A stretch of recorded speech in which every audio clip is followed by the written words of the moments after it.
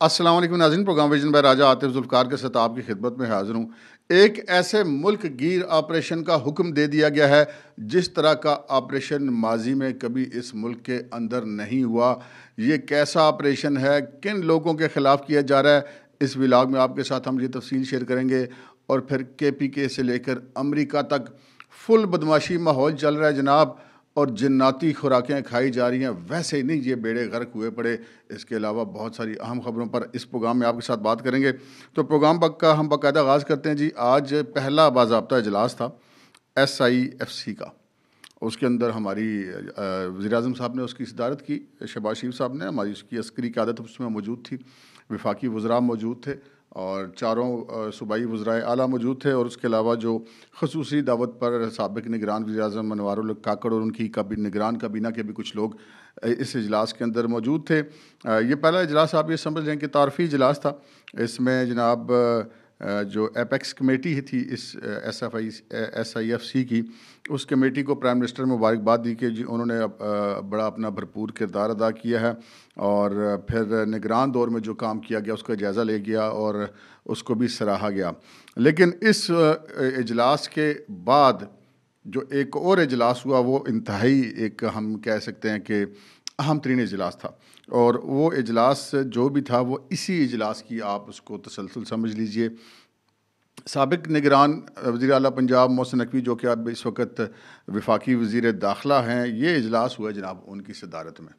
वज़ारत दाखिला का इजलास हुआ। अच्छा, उसमें हमें जो इब्तदाई ख़बर मिली थी वो भी बड़ी मतलब बहुत बड़ी ख़बर थी, लेकिन जब हमें उसकी मज़ीद तफ़सील पता चली तो फिर हमने कहा कि यार वाकई ये तो हर तरफ चीखें निकल जाएंगी।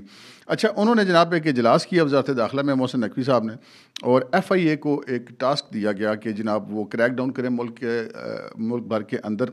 और उस हवाले से टीमें भी तश्कील दे दी गई हैं। और ये क्रैक डाउन उन्होंने कहा कि जी मुल्क भर में जितने भी बिजली और गैस चोरी वाले लोग हैं उनके हवाले से क्रैक डाउन किया जाए और हवाला हुंडी वालों के हवाले से क्रैक डाउन किया जाए। तो हमने ये समझा कि ये शायद इसी तक इनकी ये क्रैक डाउन जो है, जो घरेलू या सनती जो सार्फिन बिजली चोरी करते हैं उनके ख़िलाफ़ होगा। और जैसे कि रवायती क्रैक डाउन कभी कभार होता है। और हवाला हुंडी के हवाले से जो मुल्क भर में पैसा जाता आता है, वो जो लोग ये काम करते हैं उनके हवाले से इजलास ये क्रैक डाउन होगा। लेकिन जब इसकी मज़ीद तफ़सीलात पता चली तो वाकई मुझे कहना पड़ा कि यार ये एक ऐसा मुल्कगीर ऑपरेशन है, वो चीखें निकलवा देगा। अच्छा, इसमें एक तो ये जो बिजली और गैस चोरी करने वालों के ख़िलाफ़ क्रैक डाउन है, ये सिर्फ इतना नहीं है, ये बिजली और गैस चोरी करवाने वालों के ख़िलाफ़ भी क्रैक डाउन है, चाहे वो निचली सतह के एहलकार हों, चाहे ऊपर वो फेडरल सेक्टर की सतह के लोग हों। यानी कि जो लोग मुलव्वस हैं ये बिजली गैस चोरी करवाने में, जो सरकारी लोग हैं, इन महकमों के लोग हैं, उनके ख़िलाफ़ भी ये क्रैक डाउन होगा।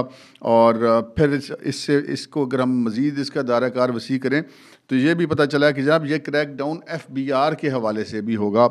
FBR के अंदर जो करप्ट अनासर हैं उनके ख़िलाफ़ भी क्रैक डाउन होगा। जो मुख्तलिफ़ वज़ारतों में करप्ट लोग मौजूद हैं, आला ओहदों पर बैठे हुए हैं, उनके ख़िलाफ़ भी क्रैक डाउन होगा। और ये सिर्फ होगा नहीं, हमें जो ज़राए ने बताया वो ये है कि जी ऐसे करप्ट अफसरों की फ़हरिस्तें भी बन चुकी हैं। और इससे जो है वो ये इम्कान ज़ाहिर किया जा रहा है कि इब्तदाई दिनों के अंदर ही इस क्रैक डाउन के हवाले से जो है अरबों रुपए की रिकवरी होने का इम्कान है।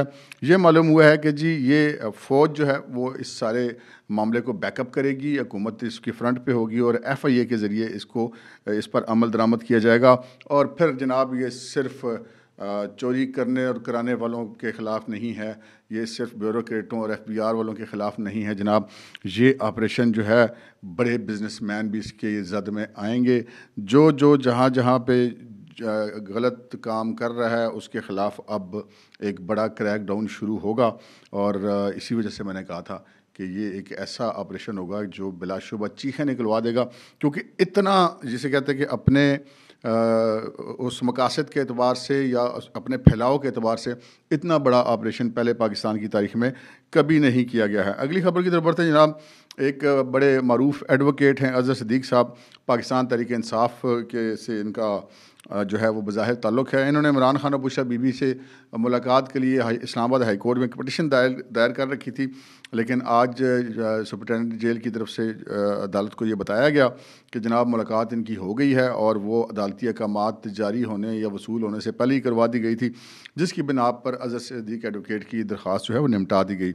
उससे अगली जो खबर है वो है इलेक्शन कमीशन ऑफ पाकिस्तान से। इलेक्शन कमीशन ऑफ पाकिस्तान में इमरान खान और फवाद चौधरी के ख़िलाफ़ जो तौहीन इलेक्शन कमीशन का केस था, उसमें फ़र्द जुर्म आयद होना थी, उसकी आज तारीख़ थी। लेकिन आज इलेक्शन कमीशन ऑफ पाकिस्तान में इस केस की समाअत नहीं हो सकी, क्योंकि ये केस आज की जो काज लिस्ट थी उससे डी लिस्ट कर दिया गया। उसकी वजह यह थी कि चीफ़ इलेक्शन कमिश्नर दस्तयाब नहीं थे। वो 15 से 17 मार्च तक जो है वो रूस गए हुए थे, फिर रूस से वापस आए तो उनकी कुछ और मसरूफियात थी। रूस में वहाँ पे भी इंतखाबात हो रहे हैं, तो उसके शायद बतौर मुबस्सर वहाँ पर गए हुए थे या उसका जायज़ा लेने के लिए गए हुए थे हुकूमत रूस की दावत पर। तो अभी बहरहाल इस केस की समाअत नहीं हो सकी। अब इसकी नई तारीख जो है वो आगे की निकलेगी। फिर आज एक सुप्रीम कोर्ट ऑफ पाकिस्तान ने एक बहुत ही अरसे से लटका हुआ, एक बहुत हम कह सकते हैं कि नाइंसाफ़ी हुई थी, उसके हवाले से एक फ़ैसला दिया है। बल्कि अपने सुप्रीम कोर्ट के एक पुराने फ़ैसले को उन्होंने रिवर्स कर दिया है। वो हुआ ये था कि जनाब आपको पता है साकिब निसार साहब के दौर में तो जो कानून शानून था वो एक तरफ रह जाता था और जो साकिब निसार साहब चाहते थे वो होता था। तो हुआ ये था कि अताउल हक कासमी जो बड़े मारूफ अदीब और मुसन्निफ़ हैं, उनकी जो बतौर MD PTV तकर्री हुई थी, उसको जो है उन्होंने उस तकर्री के प्रोसेस को साकिब निसार साहब ने 2018 में गैर कानूनी करार दिया था और ये हुक्म दिया था कि अताउल हक कासमी जो यानी कि जिनकी बतौर MD तकर्री हुई थी, और फिर उस वक़्त जो वज़ीर ख़ज़ाना थे इसहाक़ डार साहब, उस वक़्त के जिस principal secretary to prime minister थे फवाद साहब, और उस वक़्त के वज़ीर इत्तलात थे परवेज़ रशीद साहब, इन सब से 19 करोड़ 75 लाख रुपए वसूल किए जाएँ। ये वो पैसे हैं जो अताउल हक कासमी को बतौर MD तनख़्वाहें दी गईं या उनको मराहत दी गईं या उनके जो अखराजात हुए उनकी तैनाती के दौरान या उनकी सर्विस के दौरान। तो ये उन्होंने कहा जी इन चारों लोगों से ये रकम वसूल की जाए। तो इन चारों ने इस हवाले से नज़र सानी का केस फ़ाइल किया हुआ था। वो 2018 से लेकर फिर अभी तक वो केस लगा नहीं था। आज वो लगा था जनाब चीफ़ जस्टिस काज़ी फ़ाइज़ ईसा के पास। जस्टिस काज़ी फ़ाइज़ ईसा ने नज़र सानी की ये दरख्वास्तें जो मंजूर करते हुए वो जो फ़ैसला था उसको रिव्यू कर दिया, रिवर्स कर दिया और ये करार दिया कि जस्टिस साकिब निसार की अदालत का वो फ़ैसला जो है वो दुरुस्त नहीं था। और यहाँ पे ये भी आपको बताना ज़रूरी है कि साकिब निसार साहब ने ना सिर्फ ये अहकामात जारी किए थे, बल्कि ये भी अहकामात जारी किए थे कि अताउल हक कासमी साहब जो हैं वो आइंदा भी किसी सरकारी ओहदे पर उनको ना लगाया जाए। तो वो जो उन पर पाबंदी थी, वो पाबंदी भी आज सुप्रीम कोर्ट ऑफ पाकिस्तान ने ख़त्म कर दी है। इससे अगली खबर है जनाब इस्लामाबाद के जज हैं ताहिर अब्बास सिपरा साहब।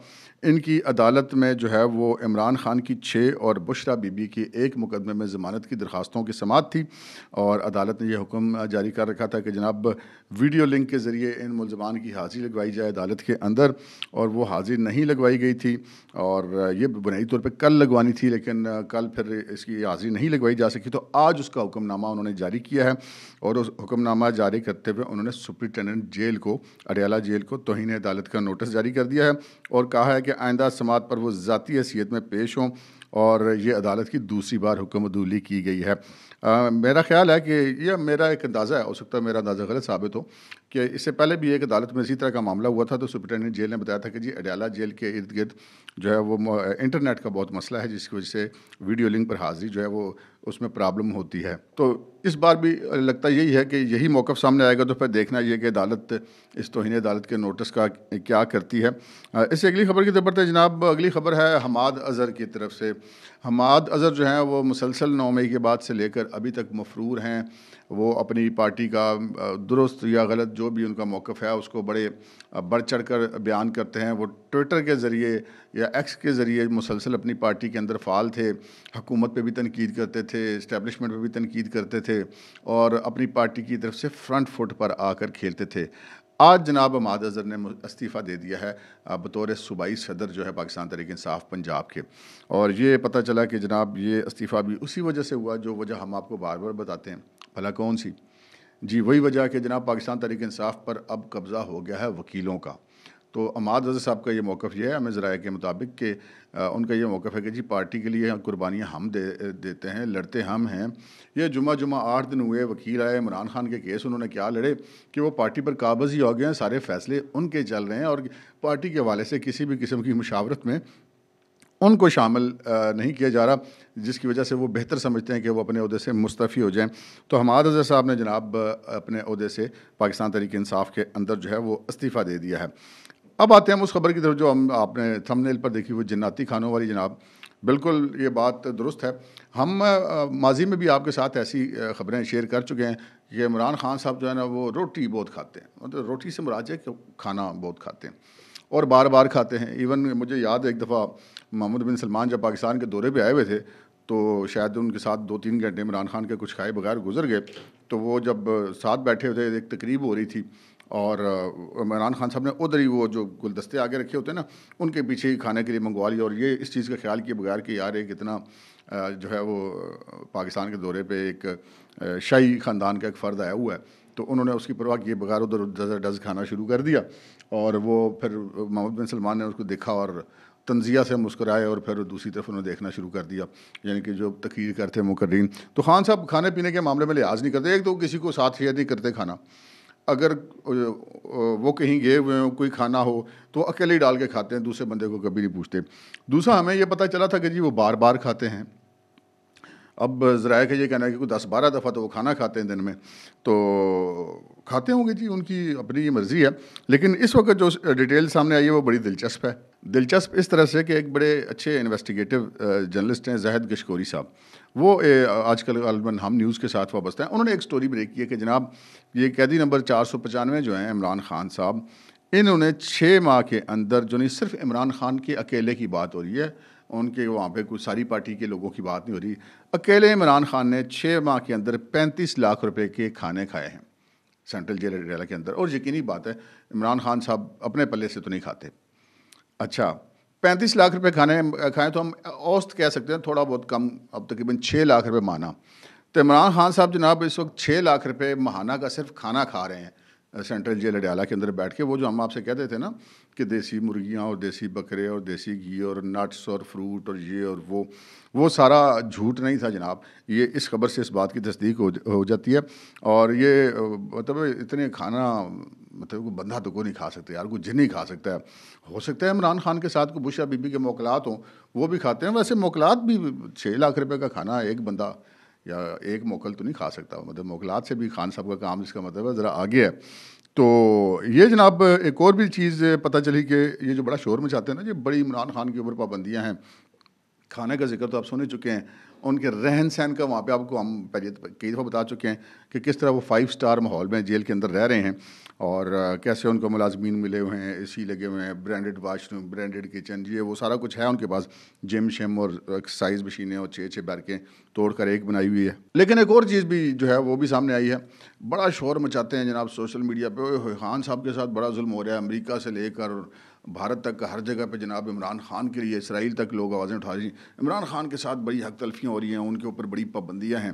पाबंदियाँ शबंदियों की हालत आपको बता देते हैं कि जनाब सिचुएशन ये है कि उन्होंने 6 माह के अंदर 976 मुलाकातें हुई हैं इमरान खान की, जो बाहर से मुलाकाती उनसे मिलने गए हैं। 6 माह के अंदर 976 मुलाकातें हुई हैं, जिनमें 65 मुख्तलिफ शख्सियात हैं जो उनसे मिलती रही हैं। तो हाल भी अगर खान साहब को, यानी कि अभी भी अगर इमरान खान साहब को ये शिकवा है कि उनके ऊपर बड़ी पाबंदियाँ हैं, तो फिर वो आप उसको सिर्फ एक प्रोपेगेंडा वार ही कह सकते हैं, इसमें हकीकत वाली कहानी कोई नहीं है। तो ये मामला इनका खैर ये चला है। और ये जो जन्नती खान साहब खाने खाते हैं, उसके साथ साथ अगर आप हम ये देखते हैं कि अच्छा, ये मैं आपको इसलिए लिंक करूँ कि ये खबर आगे लिंक होगी जो मैं आपसे बात करने लगा हूँ। सूबा खैबर पख्तूनख्वा गंडापुर वज़ीर आला लग गया, आपको पता ही है। जब गंडापुर वज़ीर आला बनेगा भाई, तो वही होगा ना जो गंडापुर पहले करता था, वही वज़ीर आला बन के करेगा, बदल तो नहीं जाएगा। तो वही हुआ। अब वो जनाब वज़ीर आला साहब वहाँ पर जो नहीं, वो हाथ में माइक पकड़ के पब्लिक से खिताब करते हुए कह रहे हैं कि कोई सरकारी मुलाजिम या अफसर तुमसे रिश्वत मांगता है तो उसका सर फाड़ दो। अब पहली बात है कि भाई साहब की अपनी ऑडियो आ गई, वो मतलब 16 करोड़ रुपए रिश्वत वो किसी से वसूली की बात कर रहे थे। वो बंदा कहता है जी मैं भिजवा रहा हूँ, उनका ये भी ये किस्त अगली एक और भी है 16 करोड़ की, इस तरह की बात ही चलें। वो अपने आप को तो कानून से बालातर समझते हैं ना इमरान खान और उनके जो करीबी लोग हैं। लेकिन अब उन्होंने ये बात कर दी, और भाई वो सूबा खैबर पख्तूनख्वा है, उनका तो वैसे ही दिमाग घूम जाना है, तो उन्होंने जनाब धड़ धड़ लोगों को मारना शुरू कर देना। आपको रोज़ पता चलेगा जनाब, आज इतने सरकारी एहलकारों को जनाब खैबर पख्तूनख्वा की आवाम ने कोर्ट लगा दी, आज इतने को कोर्ट लगा दी। जिसका दिल करेगा वो दूसरे के ऊपर इल्ज़ाम लगाकर उसको मारना शुरू कर देगा। यानी कि वज़ीर आला जिसकी ये जिम्मेदारी होती है कि सूबे में अमन व अमान को कायम रखना, उसने अपने सूबे की आवाम को खुली छूट दे दी है कि वह कानून अपने हाथ में ले लें। मैं इससे ज़्यादा वो तो सीधी सीधी बात है कि आप खैबर पख्तूनख्वा में एक खाना जंगी की सूरत हाल कराना चाहते हैं। अब वो मारेंगे तो आगे से कोई उनको भी मारेगा, तो ये तो एक नवा मामला खड़ा हो जाएगा। ऊपर से फिर वो धमकियाँ भी लगाते हैं, मेरे खिलाफ पर्चा है तो मैं इधर डेरा इस्माइल खान में मरियम और शहबाज शरीफ के खिलाफ भी पर्चा है, मैं उधर उनको पुलिस भेज दूंगा। तो भाई साहब, जिस दिन आपने ये किया उस दिन फिर पता चलेगा कि आप उसके बाद कितने दिन वज़ीर आला रहते हैं, ये नहीं रहते। क्योंकि सियासत अपनी जगह पे होती है, लेकिन आप सिस्टम में गड़बड़ जब करने की कोशिश करते हैं तो गड़बड़ सिस्टम बर्दाश्त नहीं करता।